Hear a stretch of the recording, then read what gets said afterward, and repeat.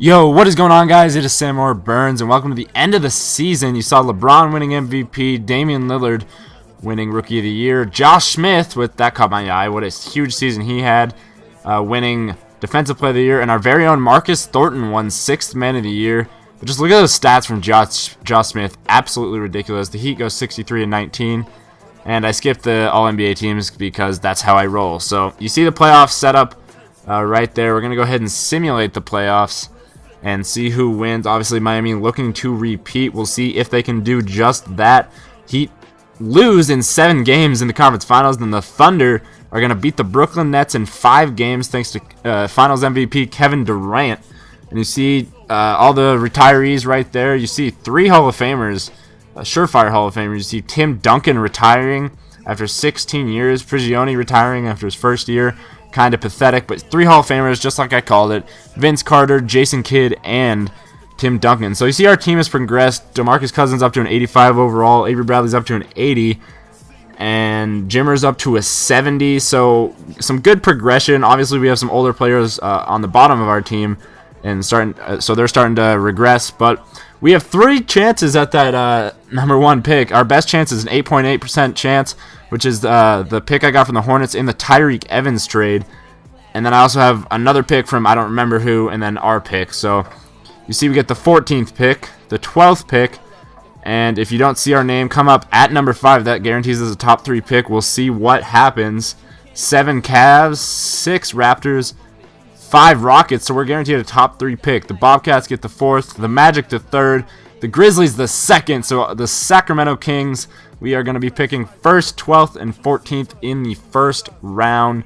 So my very first move of the offseason, even though he was still on a contract, was firing Keith Smart and looking for a head coach that was actually somewhat decent. So I looked at George Karl, but he didn't have the best ratings out of everybody, and I figured I got $7.37 million to spend. Why not spend it on the very best I can find? You see Pat McGee, that I just had to go look all the way down, but Pat McGee definitely, it's definitely happening. Sign him to a 6-year deal worth $4.8 million every single year. So you see our team options, all the options. James Jones accepting his player option, and we're gonna go ahead and accept all of those. So it is draft day, and I had that 12th and 14th pick. So I was looking around for a trade, and I'm gonna go ahead and do this one and trade the 12th and 14th pick for the 8th pick. So I'll be picking 1st and 8th in the draft. I also wanted to get rid of someone else, but I wasn't quite sure who. Now, with the 1st overall pick, I was looking at 2 players, Nerlens Noel or Shabazz Muhammad.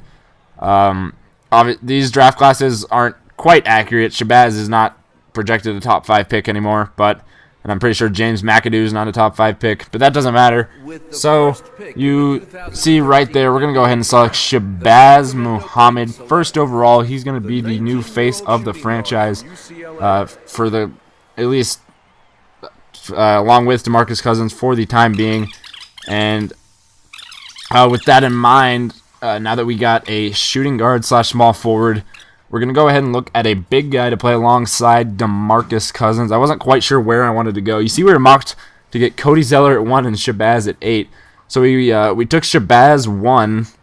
I'm glad I didn't let him slide to 8 because I think he'll be a solid player for us in the future. I wasn't quite sure where I wanted to go next. Nerlens Noel was no longer on the board, and he was definitely where I wanted to go, but he was no longer there. So I was just looking at some of the holes. Obviously, we need a small forward, but I figured I could start Avery Bradley at shooting guard, and I could start Shabazz at small forward, even though he's undersized. So I was definitely actually looking for a power forward, someone that could be there for the future, because as much as I love Jason Thompson, I'm not sure what he's going to be for us in the future. He's on a pretty big contract, 4 years, but I'm not quite sure if I'm going to keep him around. You see Alex Poitras and James McAdoo, 2 top 5 projected are still on the board, but I already have guys at their positions. So we were mocked to get Cody Zeller number 1 overall, and I'm definitely leaning towards drafting Cody Zeller. He's a 7-foot center, but I'd probably convert him to power forward because I love having Cousins as my center, just because I'm cool like that. I also looked at Trey Burke. I don't know how he would develop. He was projected mid to late 1st, and I thought 8th was pretty high to take him.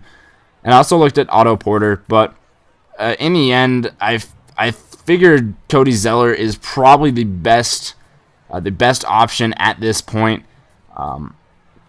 You see CJ Leslie, NBA comparison of Kevin Durant, but I just, I liked what I saw from Cody Zeller. Marc Gasol, if he could play a Marc Gasol role for us, that'd be awesome. So I took a lot of time deciding on this, but I'm going to go ahead and draft Cody Zeller. So we have a solid first round with Shabazz Muhammad and Cody Zeller. So we're going to go ahead and fast forward through all of this, all the rest of the first round. We have one more pick in the second round. Obviously not quite as important of a pick, but you see Adonis Thomas, who was projected to go in the lottery, has slid to the second round, and I automatically had to take him. He was the best player available, and at that point in the second round, I figured, you know what, why not? If he doesn't pan out, it's going to be fine. So Shabazz is an 80 overall to start things off. Cody Zeller is a 72 overall. Adonis Thomas a 70 overall. What a steal in the second round. And Robert Covington, our other second round pick, is a 61 overall. I'm going to go ahead and sign our first 3 picks and let Covington go. So we have 13 players already. So no huge moves are going to be made in free agency. I saw Aaron Brooks there and I laughed because I traded him and I don't like Aaron Brooks. But a pretty successful offseason. We got 2 solid players in the draft. We also stole a guy in the second round. I just had to go look at my team needs. Nothing we really needed. We had $13 million in cap space, but we're going to go ahead and do the training camps now. Jason Maxiell sitting there on top of the list, but I'm going to send Shabazz to perimeter shooting, get his shot 3-point up to an 87, which will be huge. And Cody Zeller, I'm going to send to rebounding, which gets his rebounding stats up a little bit. So, anyways, guys, that's going to do it for year 1 of the Sacramento Kings Association. Obviously, this is the offseason. I look forward to year 2, Shabazz and Cody Zeller. Hopefully we can make a run at the playoffs. Maybe we can even make a run at a Western Conference Championship. Who knows? This team's young, but we exceeded my expectations in year 1, and I expect great things coming from this team in year 2. So anyways, guys, I want to thank you guys for watching and look forward to the season opener of Season 2 next episode. So anyways, guys, I'll see you next time.